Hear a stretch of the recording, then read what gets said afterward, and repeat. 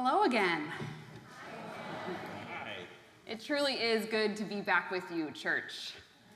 It simultaneously feels like a long time ago since you sent me on my sabbatical way with blessings, and just yesterday that we were all right here.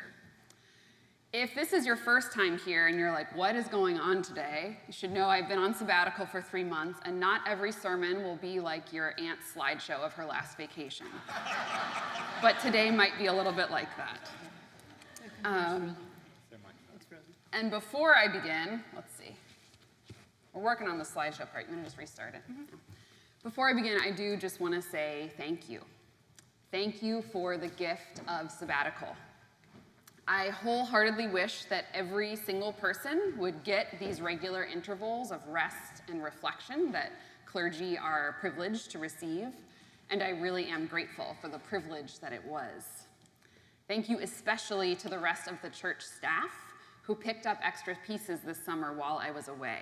So John and Albert and Kim, Reverend Marie, who is, as we speak, candidating at a church in Connecticut, John David and Jeremy, thank you. Can we give them a round of applause?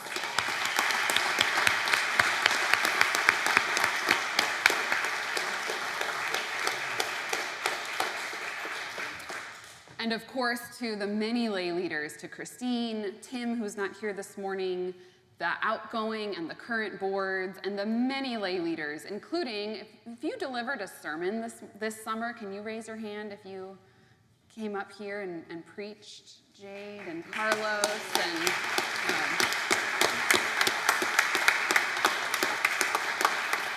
those of you who continued the work of ministry teams and small groups, who cared for one another in the midst of life events. It's remarkable to come back and witness all that has happened, all that is going on now, and all that is already planned for. I hope that this sabbatical also provided an opportunity for you as a church to see your own strength and leadership and understand how ministry truly is a cooperative and collaborative endeavor. So, give me a second to pull up this slideshow. I'm going to do this. As I left in early June, I told you that my intention for my sabbatical time was to return rooted and rested. And truly, I did find some of both along the way. All right, we're up and running. It felt only natural today to tell you a little bit about where I've been and what I've been up to. I know you are curious about what I've learned and reflected on, and I do hope to schedule another event sometime this month for a fuller debrief and opportunity for conversation and sharing for you to ask questions about my sabbatical time. But as I thought about what I felt most called to say this morning, the theme of roots kept surfacing for me. What does it mean to be rooted? What did I hope for in finding roots and renewal? So that's what we're going to talk about this morning. Will you pray with me? God, may the words of my lips and the meditations of all of our hearts be acceptable to you, our rock and our redeemer. Amen. So I'm really glad that Tatiana is here today because she was one of the first youth in the youth group that I took on 7 years ago, and that youth group taught me about rose, bud, roots, and thorn. That's ringing a bell for some of you. It's a traditional way of checking in, to share a rose, something good that has happened in your life, a bud, something you're looking forward to, a thorn, something that has been painful or challenging, and roots, something that, as we said, keep you grounded.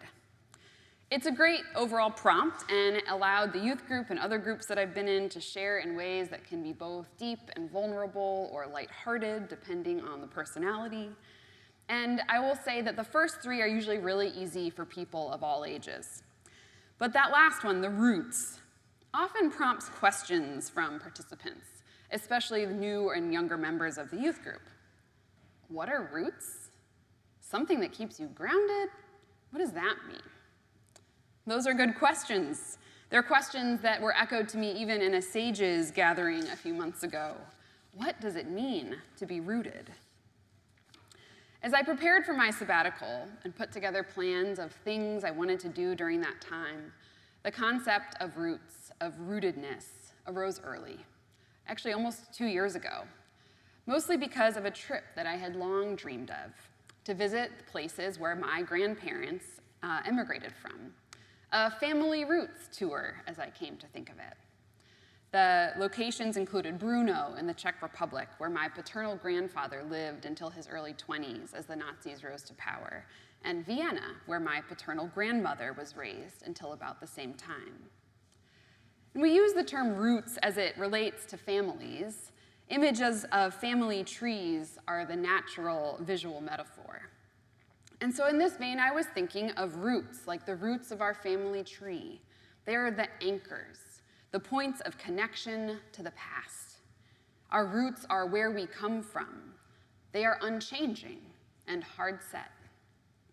I hoped that revisiting these family roots might anchor me in greater self-knowledge and understanding, might serve as a mooring in a rapidly changing and chaotic world. That's what roots are for, right? They provide strength to the tree. They keep it from falling in a storm. They keep it anchored in a certain place so it can stand sturdy and strong and upright. So it was with that in the back of my mind that we took off on July 3rd for our big family European trip, starting in Prague and then on to Brno, Vienna, and then Switzerland. So the main attraction for us in Brno was this house, built by my great-great-grandfather, Moritz Fuhrmann, in 1903.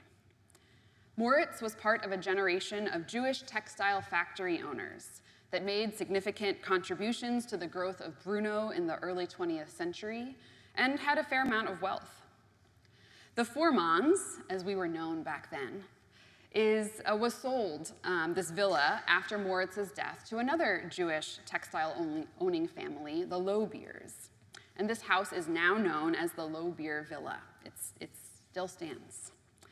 Members of both families, unfortunately, either fled or perished as the Nazis rose to power.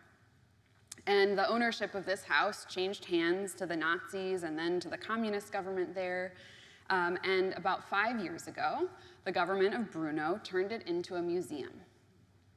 Inside its walls, there are exhibits about both my own, the Fuhrmann, and the Lobier families, their textile businesses, about Jewish Brno, and even related art installations, which were really cool. It was surreal to see our own family name on the wall of exhibits, for Walter to learn to spell that name and to look for it along the walls. As we slowly took in this home, reading and looking carefully at all it holds, certain younger members of our family grew a little antsy. So some of us headed outside to the back garden where this fountain stands, taking in the view, marveling at what all of this history means, how surreal it is for our personal history to also be public. When a not-to-be-named family member took an unintended dive into this very fountain. Splash! My attention turned in an instant from the last century to the present moment. From what it may have been like when my great-grandfather played here as a boy, to the sopping wet child without a change of clothes before me. It wasn't until a few months later, on a hike with my dad as we were preparing to climb Mount Washington, trying not to trip over the roots on the path, when I had a relatively obvious revelation. Roots are not just anchors. In fact, that's not actually what they're for, primarily at all. Roots are straws, first and foremost. Their job is to deliver living water to the trunk and branches of the tree. Keeping the tree upright is sort of a happy side effect of this primary purpose, to search out water that sustains the tree. Roots are not static and set anchors, but continue to grow in many directions continuously. So here I was looking for the past to offer some sort of strength or meaning for the present. And instead, thank you to my children for inviting me to take a plunge into the waters of awe and joy and surrender to the present.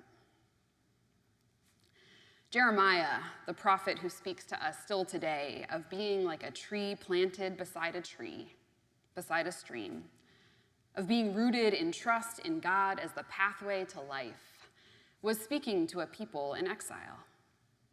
They were longing for a return to their roots, to their ways of being with the temple at the center, with their way of life and tradition passed down by generations as it used to be, instead of being forced to find a way as strangers in a new land, having lost their sovereignty and place in the world.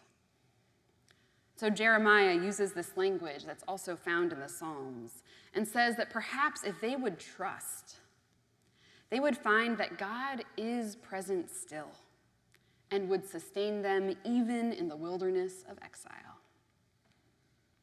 So I don't read these verses today as an admonishment of some other people who are not faithful, but as a description of what it can feel like when I turn my own trust to God, to be rooted in God's love in the midst of a suffering world. Like Jeremiah's people, perhaps I was looking to the past for some everlasting truth, rather than being attuned to how the Spirit was moving and sustaining me in each moment, inviting me to grow in new directions and soak up the living waters that God offers even now. But since a splash in the fountain had not yet made this point clear to me, the last stop on our trip to Europe was the city of Bern, Switzerland. And one of Bern's defining characteristics is the river Ahr, which I might not be saying right, which winds around the city. The Ahr is fed by the alpine streams that flow from the highest peaks in Europe. So it is crystal clear, clean, cold, and fast.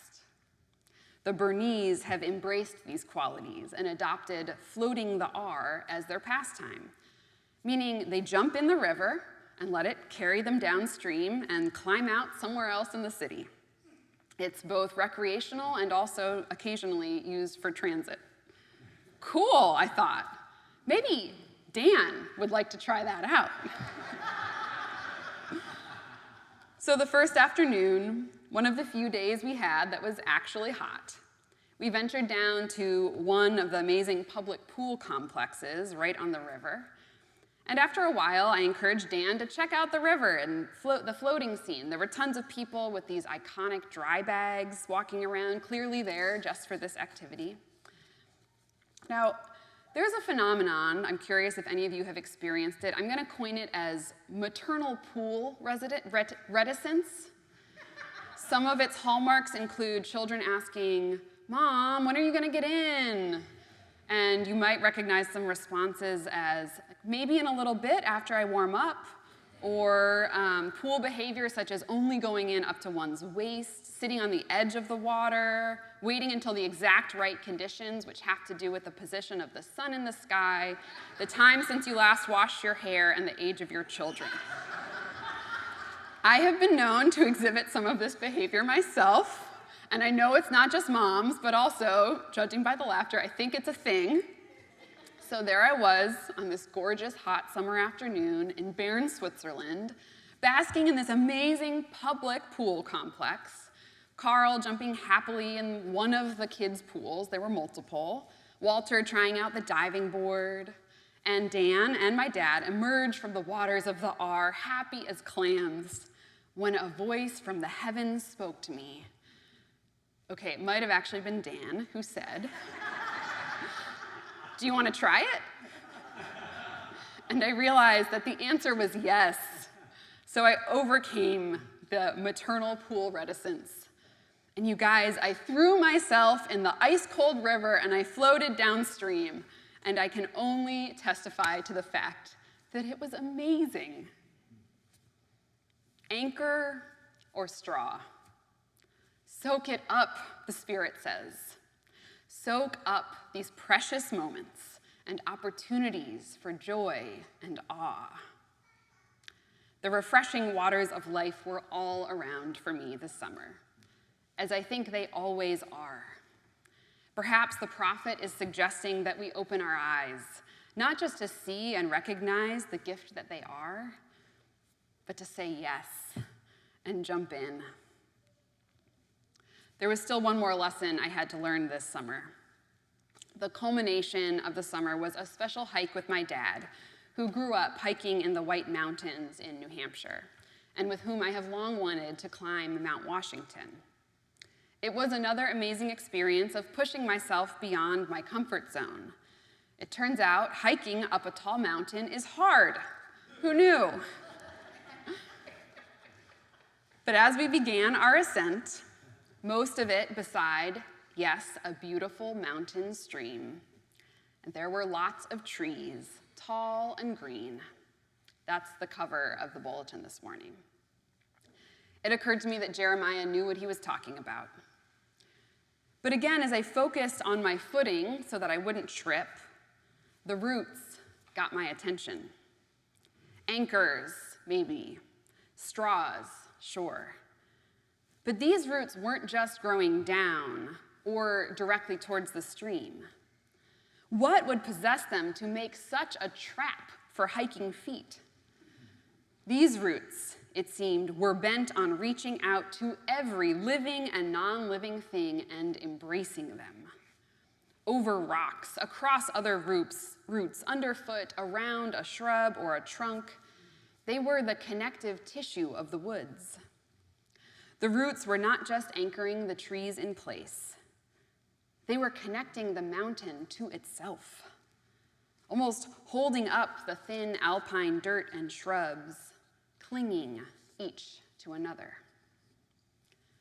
Being rooted, they were showing, is also about connection, not just to oneself or one's past, but to all creation, to God and one another. Being rooted is being present to one's context, in touch with one's environment and neighbors, part of a network of connectivity. Rooted and rested, yes. Anchored and hydrated, nourished, sustained, connected and present. To God's everlasting love, to the Spirit's movement today, and to the realities that surround us. Thanks be to God. Amen.